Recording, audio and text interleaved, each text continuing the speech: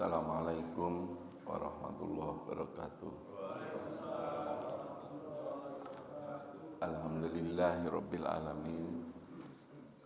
Wassalatu wassalamu ala asyrofil anbiya wal mursalin Sayyidina Muhammadin wa ala alihi wa ashabihi ajmain. Rabbi shrah li sadri wa yassir li amri wahlul 'uqdatam min lisani yafqahu qawli. Subhanaka la ilma lana illa ma 'allamtana innaka antal alimul hakim. Amma ba'd. Bapak-bapak, ada ibunya. Ya, tapi termasuk unik di masjid ini. Biasanya yang banyak hadir pengajian itu ibu-ibu. Di sini bapak-bapak yang paling banyak. Yang saya hormati, pertama, sudah barang tentu mari kita bersyukur pada Allah Subhanahu wa taala, kita masih diberikan kesehatan, umur panjang, kesempatan, dan kita bisa melaksanakan salah satu kewajiban kita, yaitu thalabul ilmi. Jadi mencari ilmu, menuntut ilmu itu kewajiban di dalam Islam. Minal mahdi ilal lahdi, mulai dari lahir sampai meninggal. Jadi tidak ada menuntut ilmu itu dibatasi waktu atau dibatasi oleh tingkat. Misalkan sampai S3, enggak. Bahkan di dalam hadis kata-katanya itu pakai faridoh. Thalabul ilmi faridotun. Kata-kata faridoh itu tingkat kewajibannya lebih tinggi daripada wajib. Makanya kita tidak boleh menuntut ilmu itu berhenti.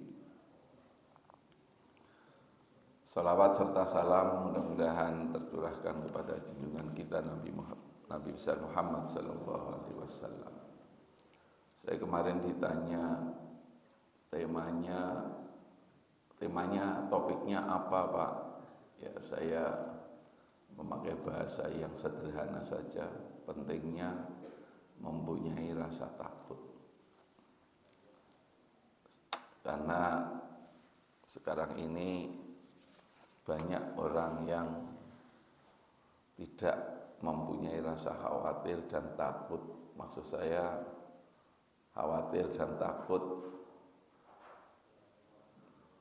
kalau kita itu berbuat maksiat, melanggar perintah Allah, padahal sudah diberitakan tentang ancamannya besok di hari akhir.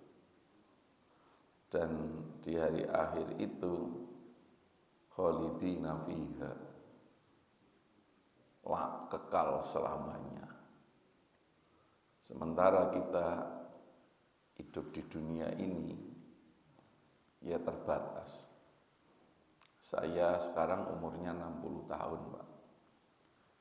Sebenarnya kan bisa dihitung. Ya paling kurang berapa tahun lagi. Kalau saya mengikuti bapak saya itu 78. Berarti kan kurang 18 tahun. Ya, biasanya ada sedikit nurun biasanya. 18 tahun, dan 18 tahun itu juga enggak terlalu lama. Setelah itu ya tidak akan kembali lagi ke dunia selama-lamanya. Dari kalau kita berpikir itu sendiri kan kita harusnya takut ya. Takut, tapi kebanyakan orang kan lupa dengan itu. Memilih senang di dunia yang ya enggak apa-apa sih senang di dunia, tapi untuk mengejar kesenangan dunia yang hanya sementara itu biasanya semuanya dilakukan dengan nabrak-nabrak, ya nggak takut. Itu maksud saya. Nah, tema yang saya sampaikan itu saya ambil dari kitab Mukashafatul Qulub namanya. Karena kitabnya itu PDF, ya, saya print, saya print pas yang saya sampaikan ini nanti. Mukashafatul Qulub ini kitabnya Imam Ghazali. Artinya apa? Mukasyafa itu membuka hati. Mukasyafatul Qulub, qalbun qulub. Qalbun atau qulub ini salah satu kosakata yang ada di dalam Al-Qur'an. Bahwa manusia ini memang salah satu unsurnya itu yang disebut qalbun. Jamaknya qulub. Jadi qulub itu jamak dari kata-kata qalbun. Ini salah satu unsur penting yang ada di dalam diri manusia. Karena itu Rasulullah pernah bersabda, "Inna fil jasadi mudghah. Fa in saluhat saluha jasadu kullu, wa in fasadat fasada jasadu kullu." Sesungguhnya di dalam jasad aukamakol, sesungguhnya di dalam diri manusia ini ada segumpal daging. Ya, apabila gumpalan itu baik, maka sesungguhnya jasad manusia itu baik. Tetapi apabila gumpalan itu jelek, maka manusia itu jelek. Apa itu? Kata Rasulullah, ala wahiyal qalbu. Itulah yang disebut dengan hati. Hati. Jadi hati ini yang harus kita pelihara, Pak. Kalau hati sudah sakit, itu ngobatinya yang angel karena nggak ada dokternya.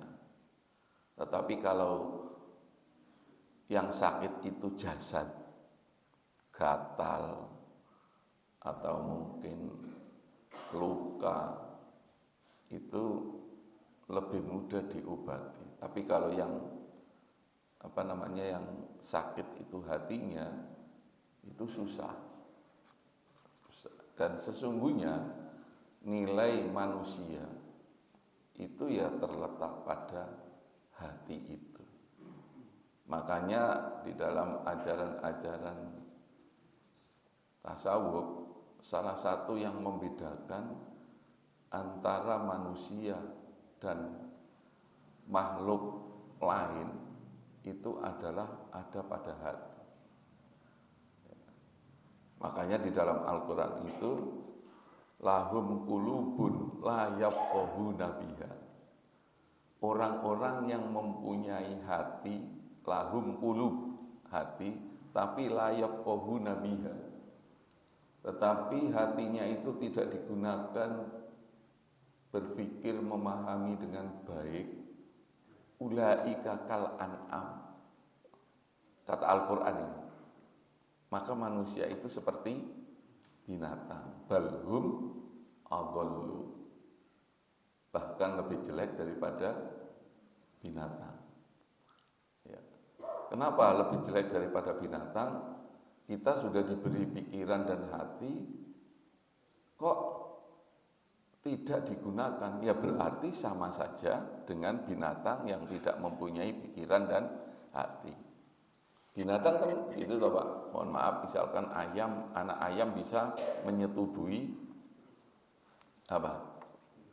induknya. Ya makan apa saja, ya nggak berpikir karena mereka nggak punya hati. Nah, kok ada manusia seperti itu? Kata Al-Quran, bukan kata saya, balhum adallu. Makanya kadang-kadang saya heran juga ya, kalau kita melihat tayangan TV, orang yang ketangkap korupsi, kok ketawa-ketawa, bahagia. Tidak ada rasa malu. Itu. Nah, di dalam kitab ini Imam Ghazali menyampaikan bagaimana kita itu agar mempunyai atau tanda-tanda orang yang mempunyai rasa takut kalau dia itu nanti berbuat kesalahan sehingga nanti akan diancam oleh Allah di akhirat. Beliau mengatakan, beliau mengutip dari salah seorang faqih, ahli fikih, yaitu namanya Abu Lais. Alamatu khaufillah fi sab'ati asya. Jadi salah satu tanda orang yang mempunyai rasa takut kepada Allah itu ada 7. Monggo ini nanti dipenggali. Awwaluha, yang pertama lisan. Dia menjaga lisan. Lisan, Pak, lisan ini adalah salah satu anggota badan yang produktif selain mata. Kita gunakan setiap hari, Mbok, lisan kita.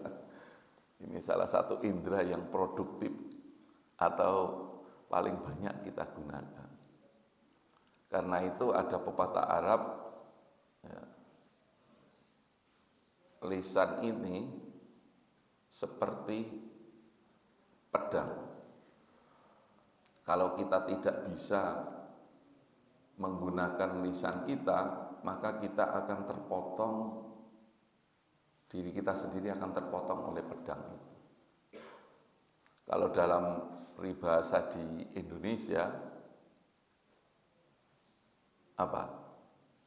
Lisanmu adalah harimau.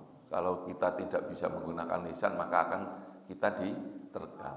Tapi kalau orang Arab kasai, seperti pedang, kalau kita tidak bisa menggunakan lisan, maka kita akan terlukai oleh pedang itu.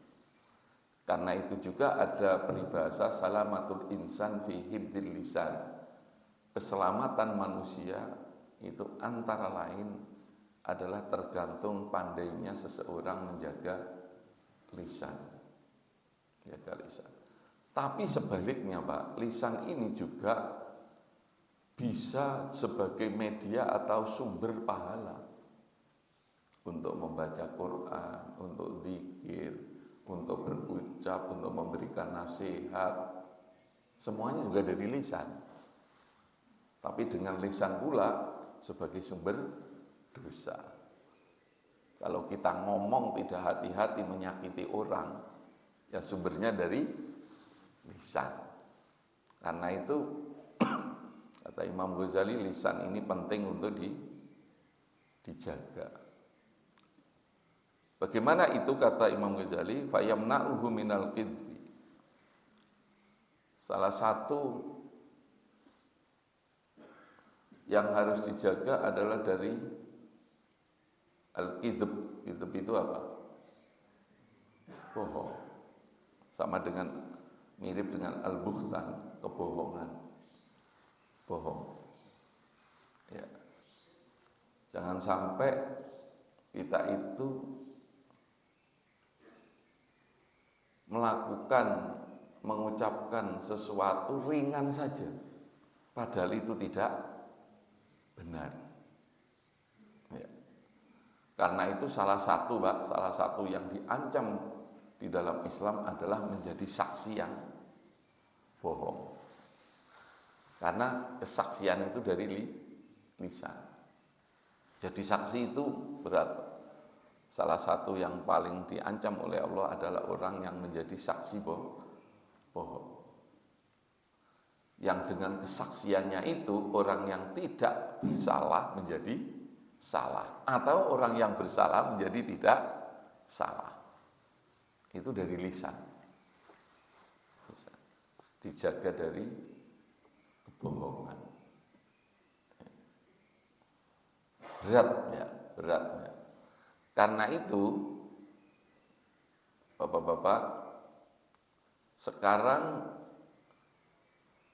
kita itu menyampaikan sesuatu yang ada di dalam diri kita melalui lisan, yaitu pakai suara ini mic.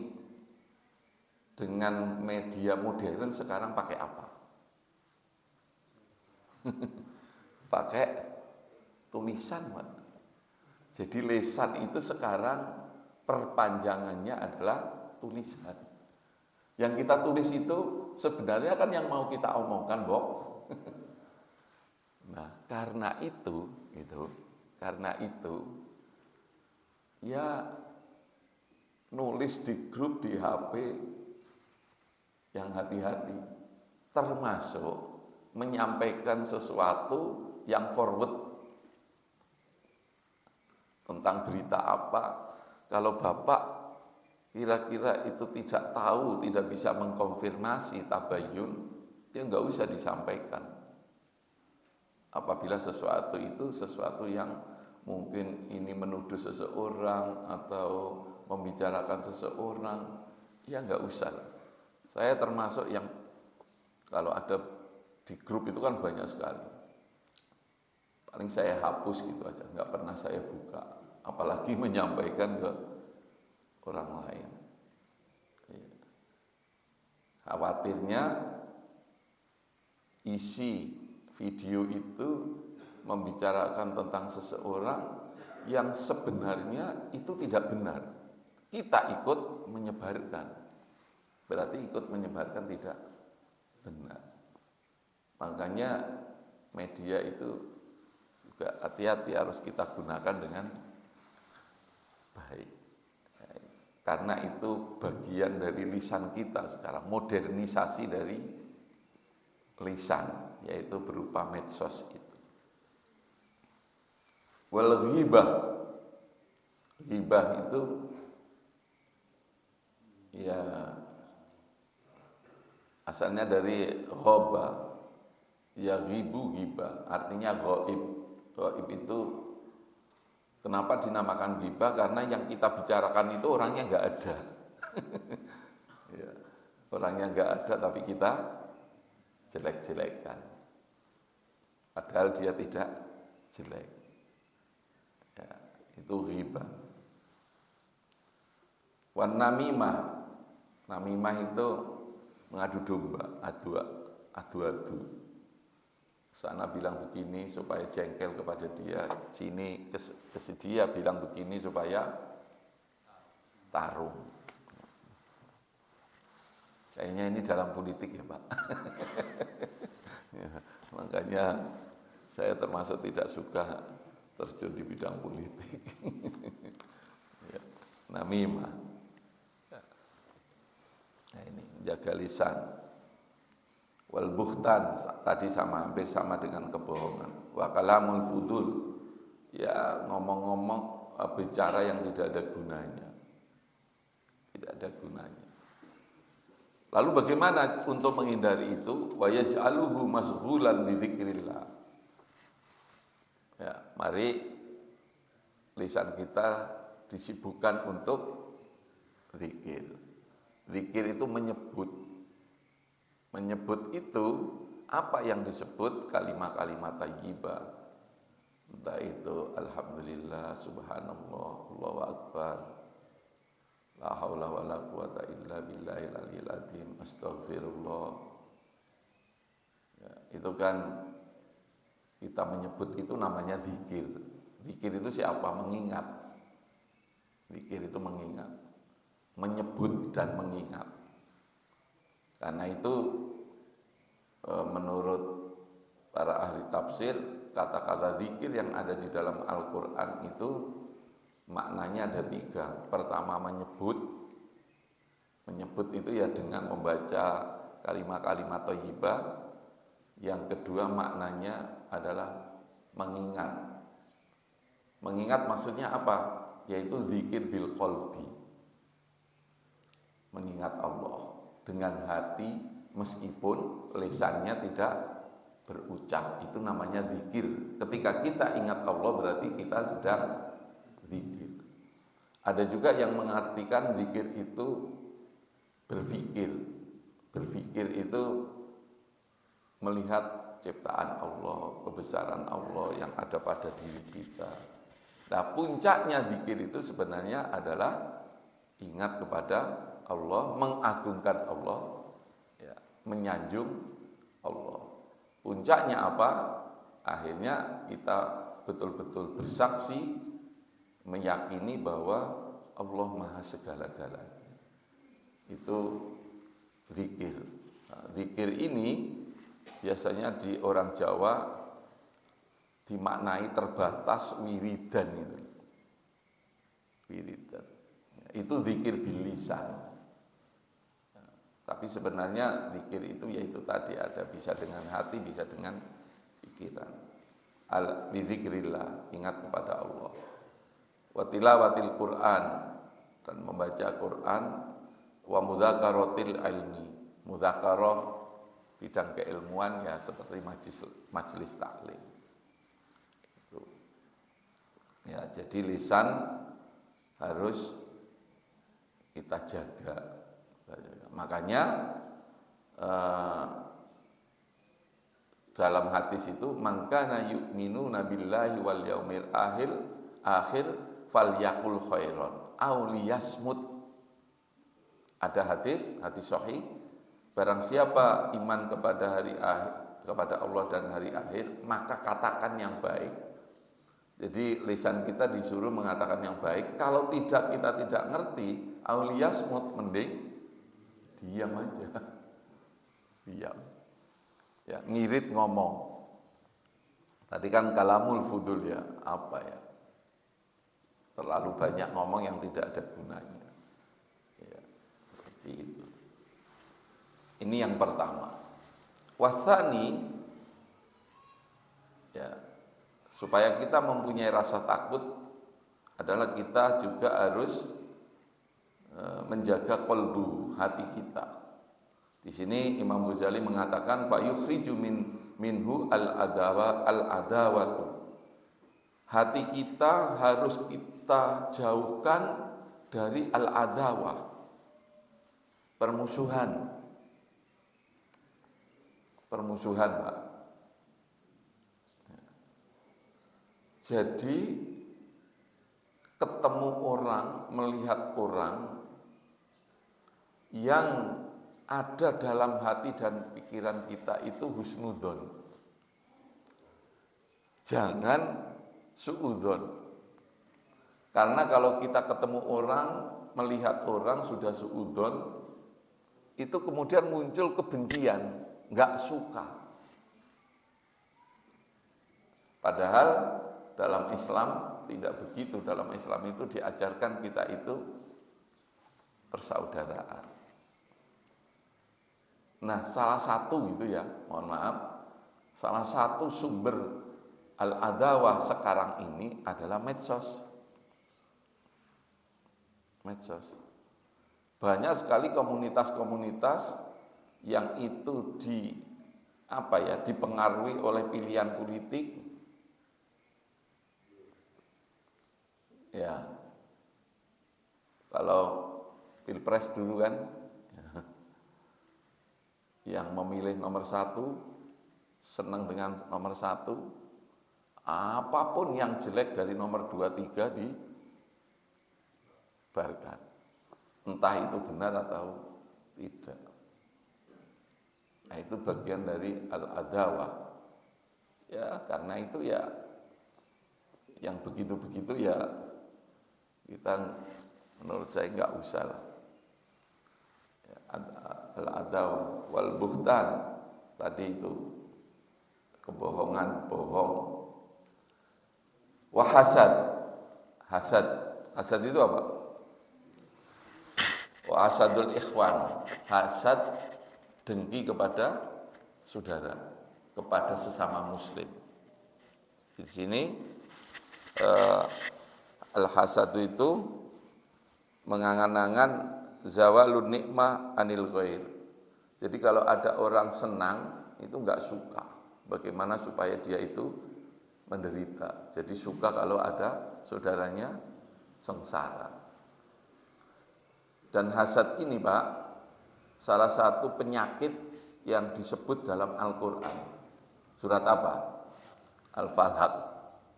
Qul a'udzu birabbil falaq min syarri ma khalaq wa min syarri ghasikin idza waqab wa min syarri hasidin idza hasad.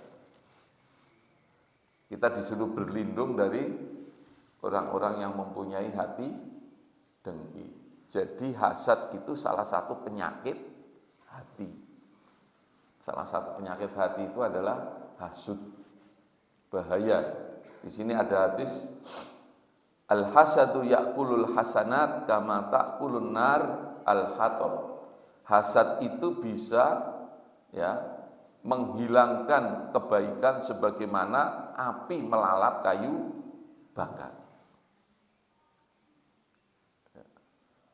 Kebaikan bisa habis seperti api membakar kayu bakar karena kedengkian kita. Kedengkian kita. Ya.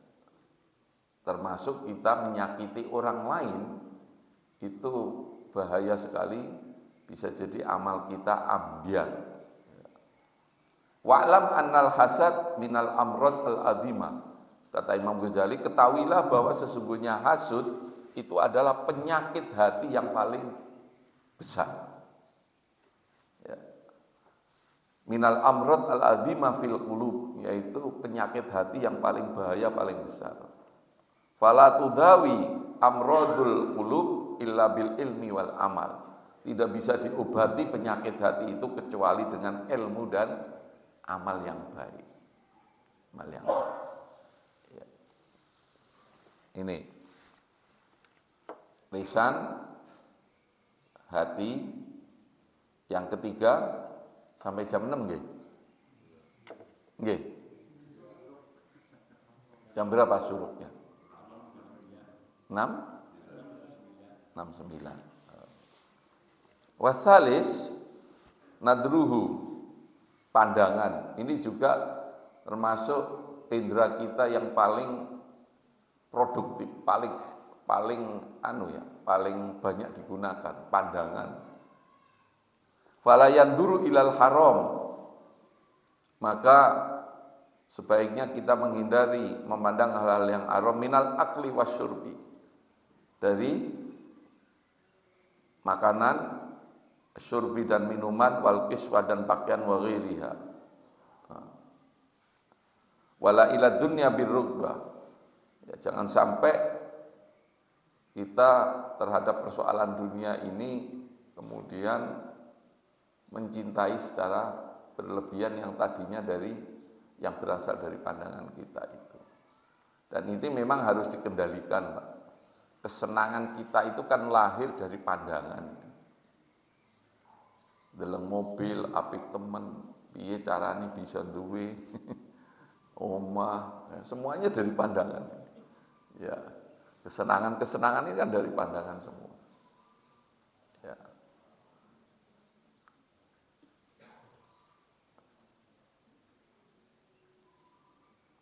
Ini ada hadis, di sini dikatakan bal yakunu nadru ala wajhil i'tibar. Gunakan pandangan kita itu untuk ibroh, iktibar. Yaitu tadi yang saya katakan berpikir. Pandangan kita disuruh melihat ciptaan-ciptaan Allah yang kemudian itu dijadikan iktibar. Wala yanduru ila ma la yahillu. Janganlah kita memandang sesuatu yang tidak halal. Nah, ini di sini ada hadis.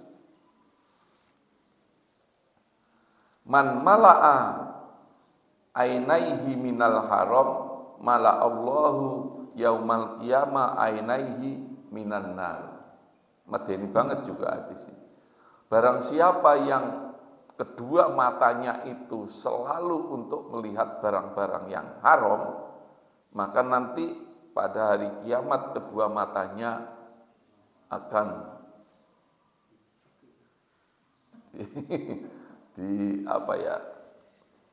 dibleki ya, dari api neraka.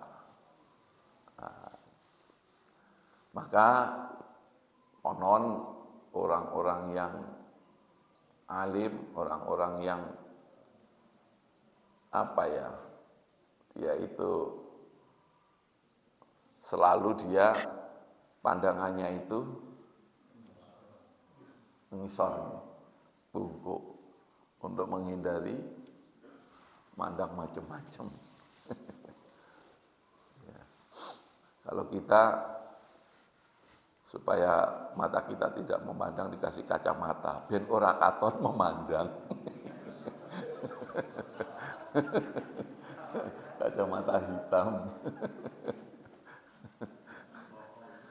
Ya, saya pernah sama teman saya waktu sebelum ada bom Bali itu ke Pantai Kuta. Ya, teman saya sibuk mencari kacamata hitam untuk apa? Dan saya kira Anda untuk menutupi tidak memandang jebulannya memandang ben ora keton memandang. Ya.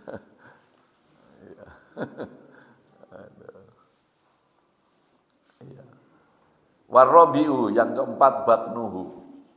Perut, Pak. Ini perut ini ya kata Imam Ghazali disuruh menjaga. Fala yudkhilu batnahu haraman. Fa innahu ismun kabir. Jangan sampai perut kita itu diisi oleh makanan-makanan yang haram. Dalam penjelasan yang lain Imam Ghazali itu menggambarkan begini. Jadi hati kita ini itu seperti lembaran putih ini, kertas putih. Kalau kita bisa menjaga hati kita, kertas yang putih itu mudah sekali menangkap gitu ya. Ada nasihat bisa masuk. Tapi kalau yang kita makan itu banyak barang-barang yang haram, hati kita itu nanti burek. Ngerti burek ya? Ya, kotor sehingga angel ditulisi, dikasih nasihat-nasihat itu nggak mempan. Kalau di dalam hadis apa Al-Quran itu ya, hati itu kalau hati yang terlalu yang banyak kena makanan yang haram itu kayak batu, kena air itu mental. Tapi kalau hati yang bagus itu seperti tanah yang gembur, kena air itu menumbuhkan tanaman. Itu digambarkan seperti itu. Karena itu perut ini kita jaga dari makanan yang haram. Pernah tahu ceritanya Muhammad bin Idris yang dikenal dengan Imam Syafi'i itu. Dulu dalam sejarahnya pada waktu Idris, bapaknya Imam Syafi'i itu istrinya mengandung, itu hati Idris itu termasuk orang yang paling hati-hati jangan sampai istrinya itu diberi makanan yang haram. Dan dia punya cita-cita supaya punya anak yang alim, cerdas, pandai. Hati-hati dia menjaga jangan sampai istrinya dan dirinya itu terkena makanan yang haram. Lah konon pada suatu saat Idris itu nemu buah di sungai yang keli, ngertos keli nggih Pak nggih? Intir.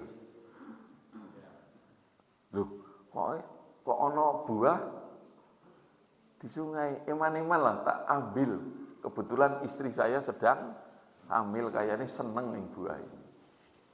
Kalau bahasa orang Jawa kita nemu. Lalu diberikanlah buah itu ke istrinya, dimakan. Setelah dimakan, Idris itu ingat, ya Allah, buah yang saya berikan kepada istri saya dimakan ini, itu bukan milik saya, milik orang lain, ada yang punya. Apa yang dilakukan oleh Idris? Menelusuri kira-kira buah ini jatuh dari pohon mana? Gitu. Lalu kemudian ketemu, kayaknya buah ini jatuh dari pohon ini. Kira-kira pas lah jatuhnya di sungai. Lalu dicari siapa yang punya pohon ini. Setelah ketemu dia minta halalnya atau digantilah gampangannya. Kayak begitu Pak, saking ngati-ngatinya gitu. Ada kira-kira orang. Kadang-kadang kita rezeki ini nemu dompet, nemu kok rezeki. Termasuk dalam fikih itu kan diatur luqotoh ya. Luqotoh itu barang temuan. Jadi kalau kita nemu itu bukan rezeki Pak, harus diumumkan, dikembalikan. Kalau tidak nanti masuk ke Baitul Mal kalau zaman dulu. Kalau sekarangnya di kota amal lah, diberikan pembangunan masjid atau apa. Saya pernah beli nasi pecel yang dekat lapangan itu Sumampir. Si yang penjual pecel itu kenal saya, Pak ini saya kemarin itu kok ada uang 80.000 di sini, ini uangnya siapa? Gitu. Terus bunting nggih Pak, tanya ke saya. Buat aja Bu pengumuman, yang merasa ketinggalan uang ada di saya di warungnya. Sampai sekitar sebulan nggak ada yang ambil. Terus gimana Pak? Ya udah kasihkan aja ke masjid. Seperti itu. Itu menjaga hal-hal yang begitu. Termasuk mohon maaf kadang-kadang kita makan di Indonesia kan tradisinya makan dulu lalu bayar kan. Kadang-kadang ada yang lupa Pak. Ya, itu jangan begini Pak. Wah, ini kebenaran rezeki. Orang ngerti sing jangan gitu. Atau ada teman saya naik bis ke Jogja, orang ditarik karo kondekture. Jarene ngomong rezeki. Ngawur kamu ini, kasihan itu dia cari uang Anda enggak bayar. Ya, harus dibayar lah.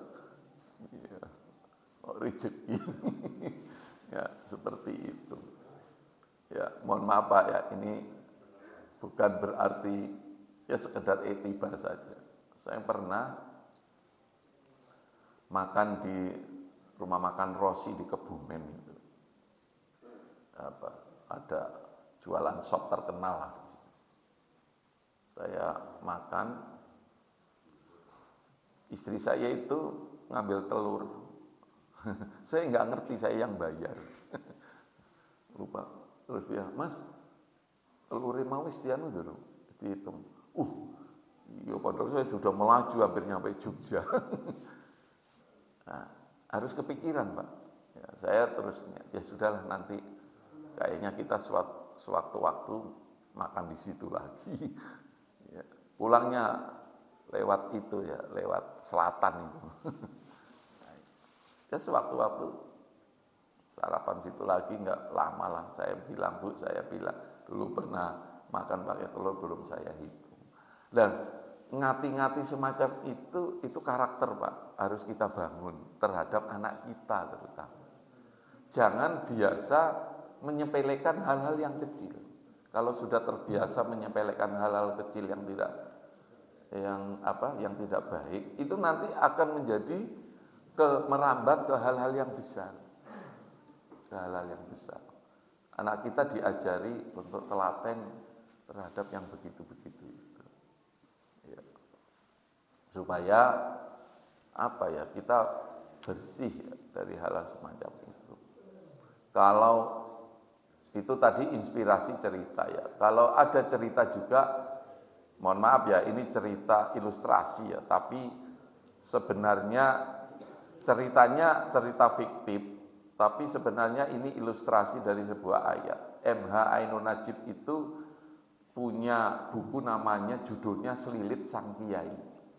Mungkin bapak-bapak pernah baca. Jadi ada buku judulnya Selilit Sang Kiai. Ngerti selilit ya? Ya, MH itu menulis dari terinspirasi dari ayat may ya'mal misqala dzarratin khairan yarah wa may ya'mal misqala dzarratin syarran yarah. Jadi sekecil apapun perbuatan jelek itu tidak akan ada yang terlewat. Jadi suatu saat ada seorang kiai, santrinya banyak, dia seorang alim, digambarkan kiai itu kira-kira meninggalnya masuk surga, kira-kira begitulah. Tapi suatu saat sang kiai itu habis diundang selamatan gitu, ilustrasinya di sebuah desa, lalu dia pulang di sebuah jalan setapak di lorong, dia mengambil belarak, Pak. Ngerti belaraknya? Belarak gitu. Terus diambil lidinya. Lidinya itu tujuannya untuk selilitan itu, untuk ngambil selilit. Lalu dalam cerita itu diilustrasikan kiai itu kemudian meninggal, diimpikan oleh santrinya, kiai itu gampangannya terhalang tidak masuk surga karena ada sesuatu perbuatan yang dulu dia ngambil belaraknya orang lain tidak izin. Ini may ya'mal misqala dzarratin syarran. Hanya gambarannya itu hanya belarak. Karena itu menjaga hal-hal yang bukan milik kita itu penting. Kadang-kadang kan kita nggak telaten, walah mau sitik ikil, surah apa-apalah, gitu. Gitu Pak. Soalnya banyak ini baru berapa tadi? Baru 4. Sudah jam 6.05, jam 6, kurang 9 menit ya. Yang kelima wal khamis yaduhu fala yamuddu yadahu ilal haram. Ya, tangan, Pak. Tangan dijaga. Jangan sampai tangan kita ini kita gunakan untuk sebagai sarana untuk melakukan hal-hal yang haram. Kemudian wasadisu qadamahu fala yamsi fi ma'siyatillah, yaitu kaki. Jangan sampai digunakan untuk berjalan yang sebagai sarana untuk maksiat kepada Allah. Kemudian ketaatan. Nah, ketaatan di sini Imam Ghazali mengatakan ketika kita melaksanakan ibadah kepada Allah di sini khalisatan liwajhillah, kita jaga kemurnian hati kita hanya karena Allah. Ya. Makanya khalisah itu artinya bersih. Makanya kemudian menjadi ikhlas. Ngerti ikhlas nih? Ikhlas itu artinya bersih. Ibadah kita hanya kepada Allah. Makanya qul huwallahu ahad itu dikatakan surat ikhlas. Kenapa dikatakan surat ikhlas? Ya karena surat itu isinya membersihkan Allah dari segala sekutu. Qul huwallahu ahad. Allah hanya satu, enggak ada yang lain. Bersih Allah dari teman. Qul huwallahu ahad, Allahus samad. Dia tempat bergantung. Jangan bergantung kepada yang lain, hanya kepada Allah. Qul huwallahu ahad, Allahus samad, lam yalid wa lam yulad. Dan Allah itu tidak melahirkan. Karena itu dia tidak punya istri, walam yulad, dan tidak dilahirkan. Dia tidak punya ibu, tidak punya bapak. Nah itu artinya Allah itu bersih ya Allah. Makanya dinamakan surat ikhlas. Kita ibadah disuruh ikhlas, maksudnya murni hati kita karena Allah. Seperti itu. Kebalikan dari ikhlas ini, makanya kemudian orang Jawa mengatakan nyumbang kok ora lillahi ta'ala. Nah, lillahi ta'ala itu maksudnya hanya karena Allah. Tapi Pak, ini ya tidak sekaligus jadi. Tidak sekaligus jadi, tentu bertahap. Ya, jangan begini. Lah aku kenapa orang nyumbang? Aku ora iso ikhlas. Ya jangan. Ibarat ikhlas murni itu nilainya 100, kita nyumbang tapi rodo ono sitik-sitik krono liyane kan lumayan dapat 70 nilai ini kayak gitu. Kalau nunggu ikhlas yang nanti mati, Pak. Nah, seperti itu. Ya. Sama, Pak. Mohon maaf ya. Saya misalkan si pengajian. Ya, mudah-mudahan diampuni oleh Allah. Bisa jadi apa yang saya sampaikan juga tidak full saya bisa ngelakoni. Tapi kalau saya tidak menyampaikan, nunggu KB aku ngelakoni, ya nanti tidak bisa berbagi ilmu. Padahal di sisi lain, di dalam Islam itu ada bab itmanul ilmi, yaitu orang yang menyimpan pelit, tidak mau menyebarkan ilmu. Di sisi lain juga ada hadis, kita berkewajiban untuk dakwah. Ya makanya saya dalam hati saya habis pengajian gini ya istighfar banyak Pak saya. Dan minta mudah-mudahan apa yang saya sampaikan saya juga bisa menjalankan, dan apabila ada yang belum saya jalankan mudah-mudahan saya diampuni oleh Allah. Ya begitu. Ya tidak adalah yang sempurna.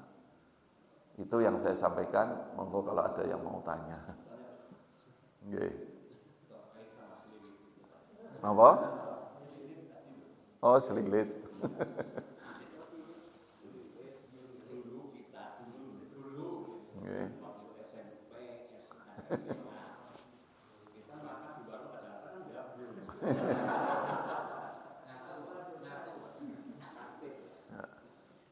Itu gimana Pak?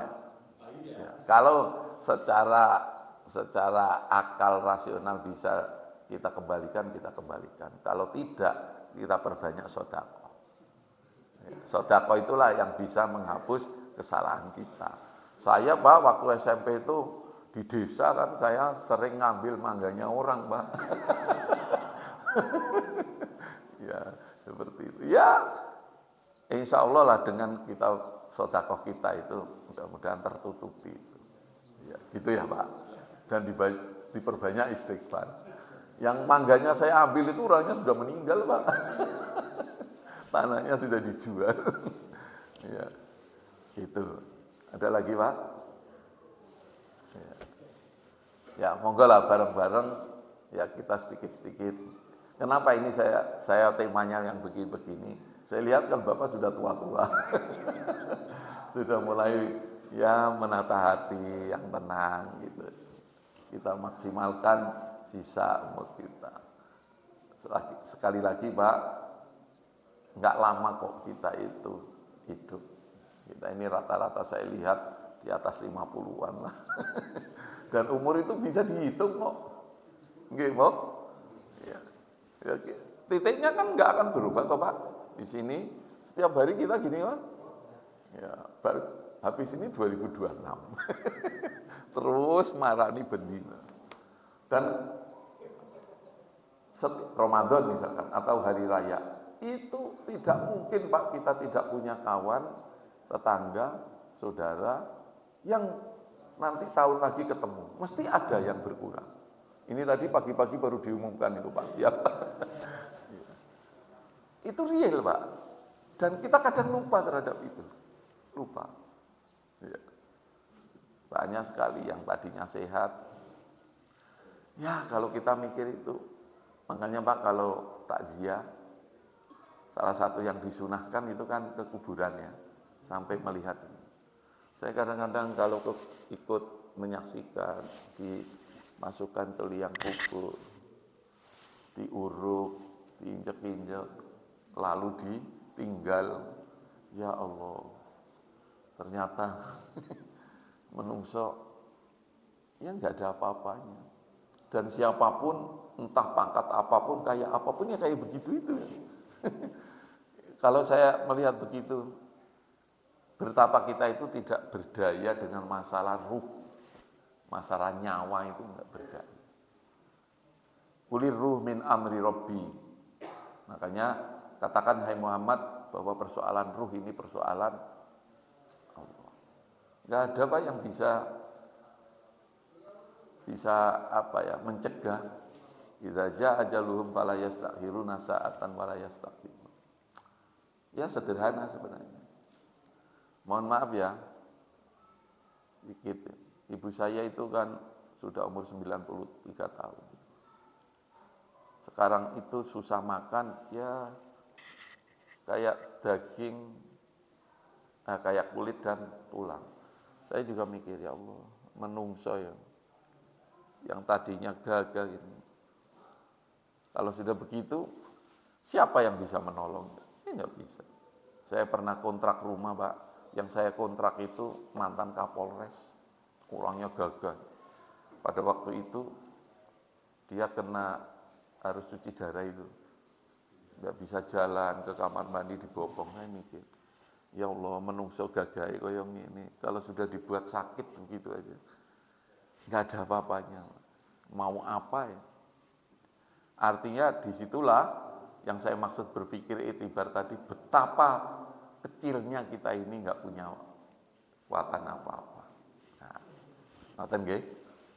Ngapunten, mugi manfaat. Ihdinas siratal mustaqim. Assalamualaikum warahmatullahi wabarakatuh.